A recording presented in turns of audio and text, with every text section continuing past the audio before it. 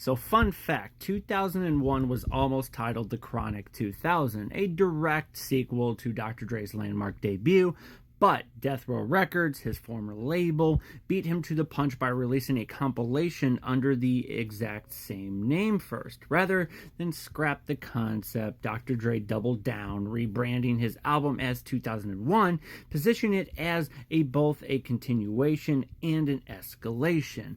That small title change says a lot. This wasn't just about revisiting the past, but about pushing rap into new millennium with sharper, sleeker, more cinematic sound.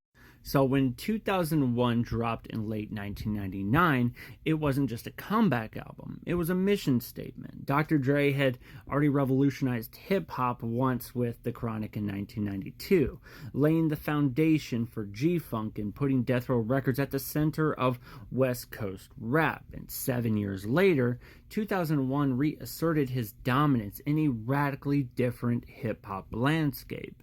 One increasingly shaped by, East Coast resurgence, Southern expansion, and a younger generation of West Coast rappers trying to fill Dr. Dre's long silence.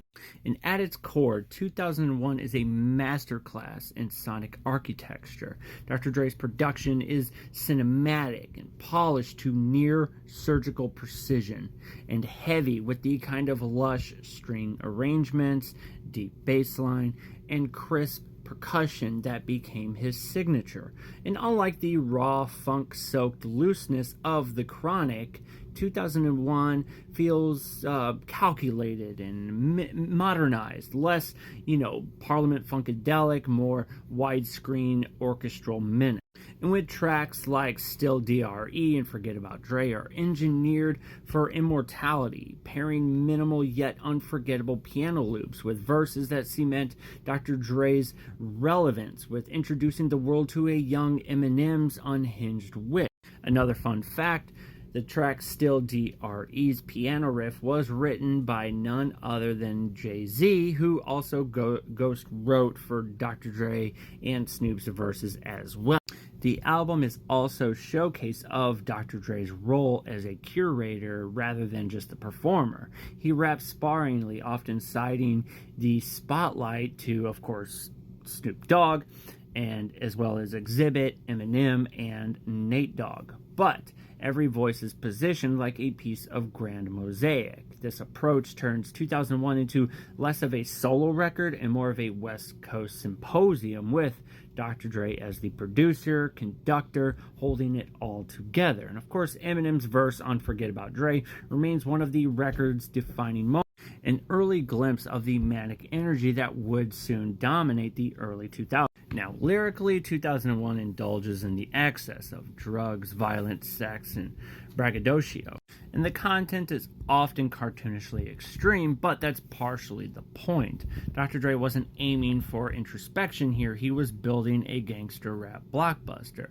The problem is that the relentless posturing sometimes overshadows the artistry, with tracks like Explosive and Let's Get High leaning so hard into the hedonism they feel more like filler tracks than a statement. In contrast, the production and performance along as on the next episode and What's the Difference, the album achieves anthemic grandeur. And what makes 2001 endearing is less its lyrical substance and more of the technical brilliance and cultural positioning. Dr. Dre turned the late 90s rap arms race into a reminder of his unmatched ear. He built an album that would compete with anything coming out of New York while reaffirming the West Coast global dominance. And for better or for worse, it defined the sound of mainstream rap entering the new millennium. It's glossy, aggressive, and cinematic.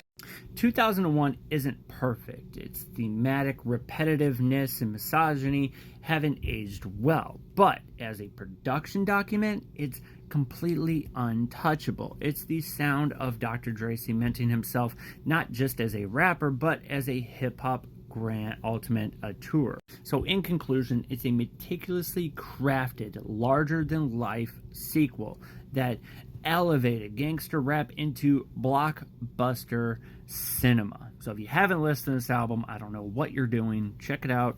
Let me know what you think.